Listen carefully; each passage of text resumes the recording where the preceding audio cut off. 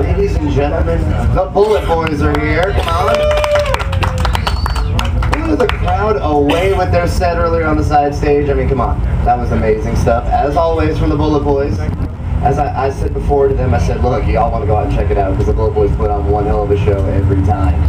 So, we're going to leave it open here. And if you all could just introduce yourselves quickly one by one, then we'll get to the questions, if that's cool. I'm Johnny G. I play drums and sing backup vocals. Hooah! Chad McDonald. He cuts my hair. I play bass. Hello, my friends. I am Mark Torrey, and thank you so much for singing for this band. I try to sing good. Sometimes yes, sometimes no. I'm Nick Roz. I play guitar. Hey! What's up, baby? Thanks, you guys, for coming. You guys are awesome. I'm going to start the ball rolling. Alrighty. Something that Mark said right now. With the guitar, I sing sometimes good, sometimes not. When you get a comment from a guy like Kip Winger that you're one of the most consistent vocalists ever, you know, how does that make you feel when you're respected so well among your peers, regardless of what you just said? Oh, thank you. I think anything that anybody says about me is just a blessing, and I'm very fortunate to do and what I'm still doing, and able to. I grew up with, when I was very young, I grew up with some amazing talent that decided to kind of help me along. So I learned from some of the best. So hopefully you guys like what you hear. So. Very cool, very cool. Other questions? Other questions? Anything, you guys can ask anything you want.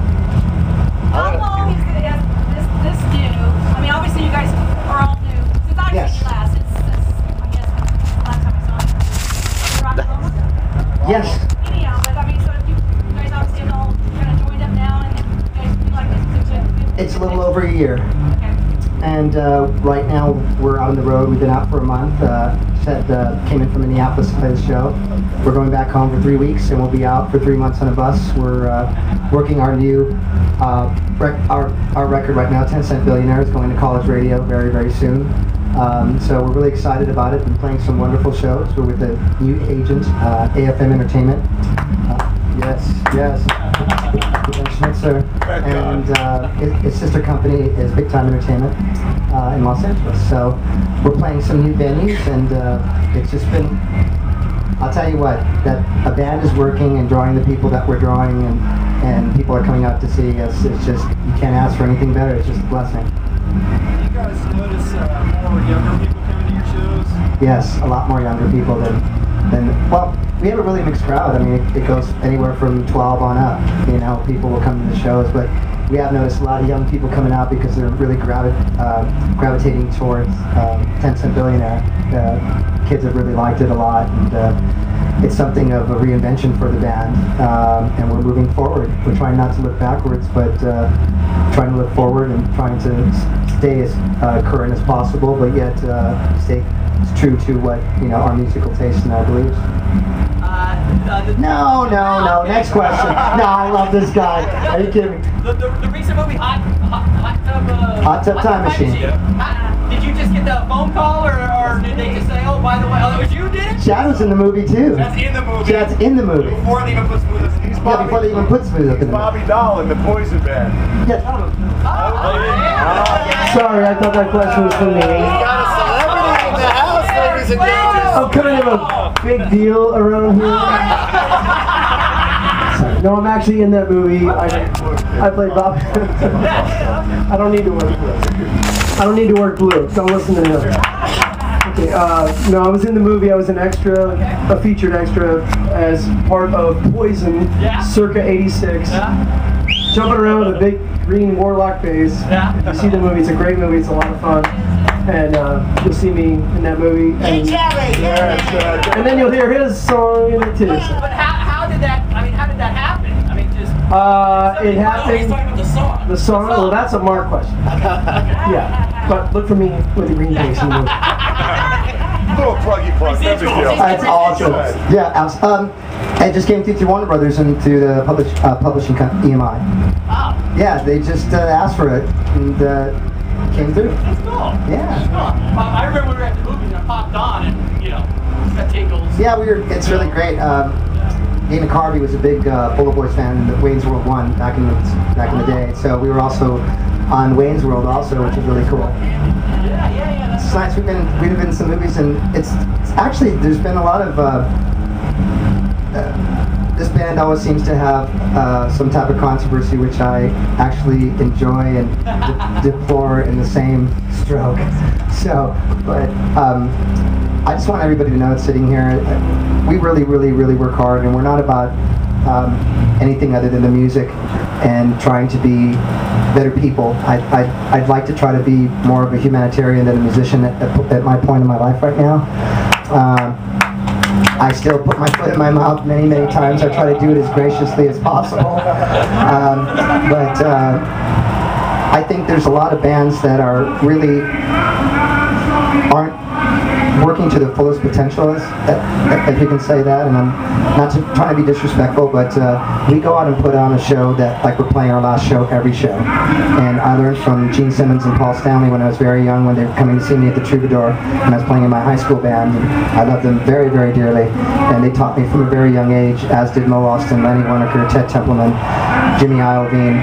I was signed with Motown when I was very young, hence Barry Gordy and Carrie Ashby Gordy Jr., Benny Medina, not to drop names, but I've been around some amazing people in my career, and I've learned one of the greatest things that you could possibly do for your audience and for the people that you love so much is to reinvent yourself and always keep on reinventing.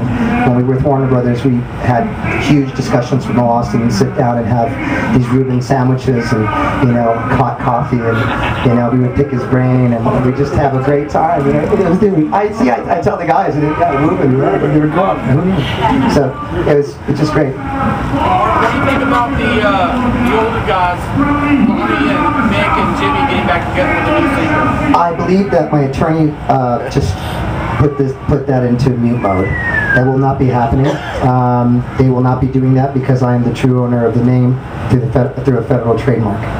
I've owned the name for almost the past 20 years, and I will not be relinquishing the name to for a better word. I don't want to be disrespectful, but I've worked very hard these past 6 years reinventing the band, getting arrested, losing my family, not being able to speak to my children anymore.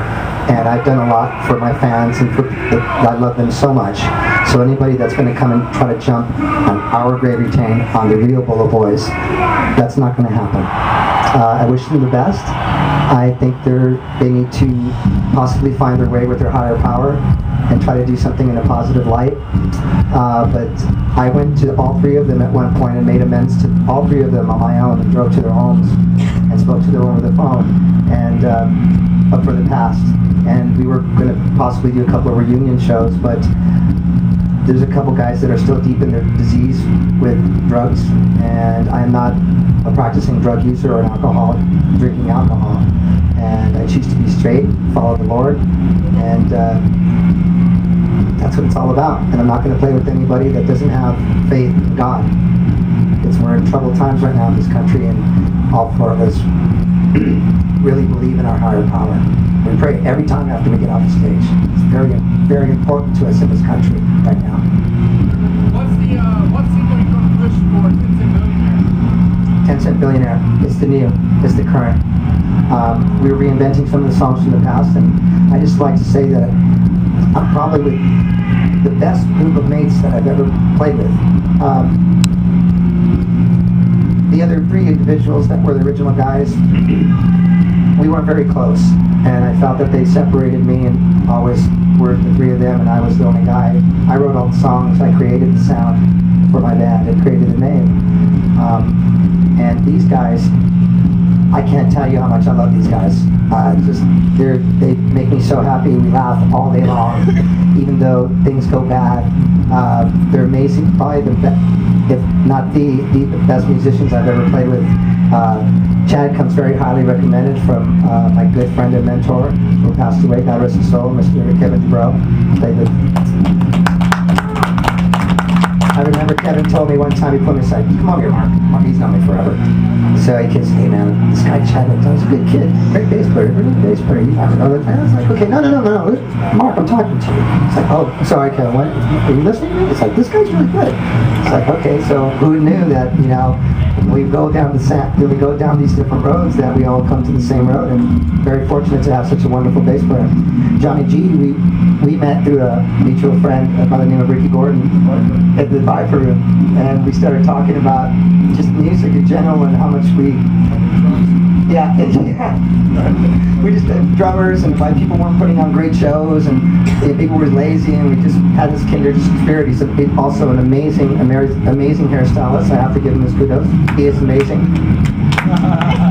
And I have to say that I have to give credit to the gifts that we do have. Mr. Nico Ross is like my brother. Young Buck Nico, 22-year-old, full of piss and vinegar, reminds me of me when I was at his age. Nico! Yes. It's not Russian though, my name's Nick. It's a nickname. It's a nickname. It's a good name to listen. So, me and Nicky have always known each other in passing in Hollywood and Los Angeles, and he lived with Anthony Fox, who was the executive producer of our record, produce everybody under the sun right now, and I just love him to death. I hail him. I'm so happy for his career. But me and Nico were talking at NAMM this last time, and we were so disgusted with everybody and people that were walking around. They're not really writing music, but they're trying to be like celebrities through the media or through on the internet. Where's the music? You know, why is it that, you know, I listen to the Foo Fighters and David Grohl and Taylor are just brilliant to every record, and no one is like that from our genre. So Nico said, let's get this together. We need to do it right. Let's call Johnny G. Let's get Chad in. Let's do this right. And I'm just really blessed to have this band. And it's just been an amazing adventure right now so far. We're really excited. And there's one thing I really want to say.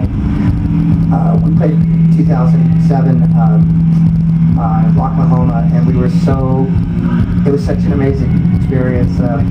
Rob Miller, Max, everybody, that it was a real family thing. And I just feel really gracious and really happy to be playing for you guys here. It's just great that we're here, and I really want to thank everybody in the staff for having us here. And I hope that we're going to bring you some more music, but I think Nico wants to say a couple words, I think. Oh, sure. As I cough. Airball. Totally. I hope everybody liked the show, too. Yeah, no. Yeah. We know it. We try and bring it to what we can. I mean, it's we're not the original band. A lot of people come out and they don't know. And I think a lot of guys go out there with new members who are faceless and don't have their own stage identity or their own playing identity, and they want to go up there and be just a guy on the sideline, you know. And with this lineup, we're going out and we're putting our own personality into performance, into the songs, into the old songs, into the new songs. And that's important, you know. I mean, I think that's what against anybody else, but you can look around and you're not going to see that. It's about energy. It's about we're being creative with songs we didn't write, which is hard to do. You know, it's hard to add something to something that's already good, but you can already kind of bring it up, you know, and add your own little flair to it. And that's what we try and do. We take it seriously. We get up there. I didn't care if I did a heat stroke on that stage today. It doesn't matter. People paid. They didn't just pay to see us. They came to see 30 bands all weekend, but they paid. They're here.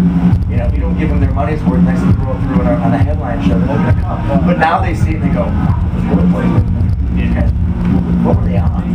By the way, we got voted the best show of the day so far. And that's without playing it. Well, gentlemen, I would love to hang with the BulletBoys all day, but they got to go meet their fans in a minute. If we can just kind of gather you guys to kind of take some pictures for Absolutely. everybody. You guys are cool. Thanks for showing up, you guys. I love you. Okay. Thank you so much, guys. Thanks, guys.